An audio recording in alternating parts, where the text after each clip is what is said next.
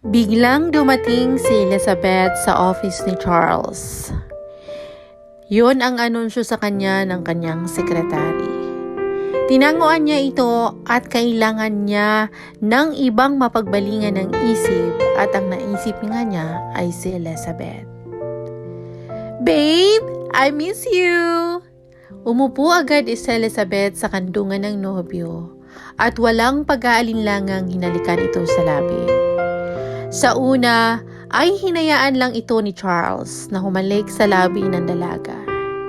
Ngunit nang palalimin na nito ang halik sa kanya, ay biglang lumitaw sa balintataw niya ang malungkot na mukha ng dating asawa.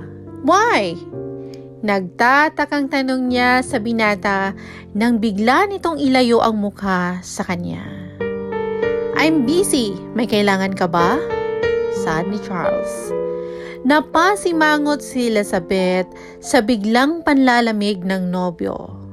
Ang akala niya ay magkakaroon na ito ng mas maraming oras sa kanya ngayong wala na si Stella. Ngunit kabaliktaran ang nangyayari. Parating na si lolo ko sa sunod na araw. Huwag ka munang pumunta sa bahay at hindi niya maaring malaman na bumalik ka na.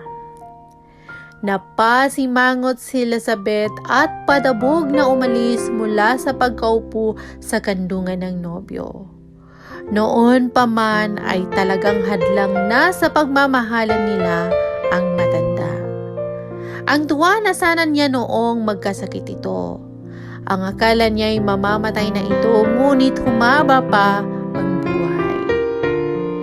Hindi ko pa rin mahanap si Stella at ayaw kong isipin ni Lolo na ikaw ang dahilan kaya kami nagkahiwalay. Dagdag ni Charles. Napangiti si Elizabeth at concern pa rin sa kanya ang binata. Ayaw lang nitong sumama ang loob ng tingin sa kanya ng matanda.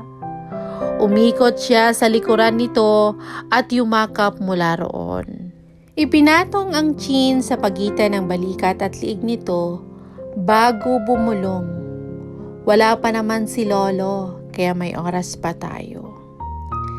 Mariing na ipikit ni Charles ang mga mata at hinayaan sa pangaakit sa kanya ang dalaga. Ngunit laking dismaya niya sa sarili at wala na iyong dating nararamdaman niya sa tuwing akitin siya nito. Sa kabilang banda naman, "Where is Stella?" Ang babae agad ang hinahanap ni Ramon pagkakita sa mga apong sinundo niya sa airport. Napatingin si Sophie sa kapatid at hindi siya pwedeng magsalita o pangunahan ito. "Sa bahay na po tayo mag-usap, Lolo." Saad ni Charles sabay tulak sa wheelchair ng matanda. Hindi maganda ang kutob ni Don Ramon, lalo na at tahimik lang ang apo na babae. Ang dalawa lang ang sumundo sa kanya at himala na wala si Magda. "Gusto kong makasalo sa pagkain si Stella, kaya doon na tayo dumiretso sa bahay." Nagtititigan lang ang magkapatid at hindi alam kung anong magiging reaksyon na gagawin nila.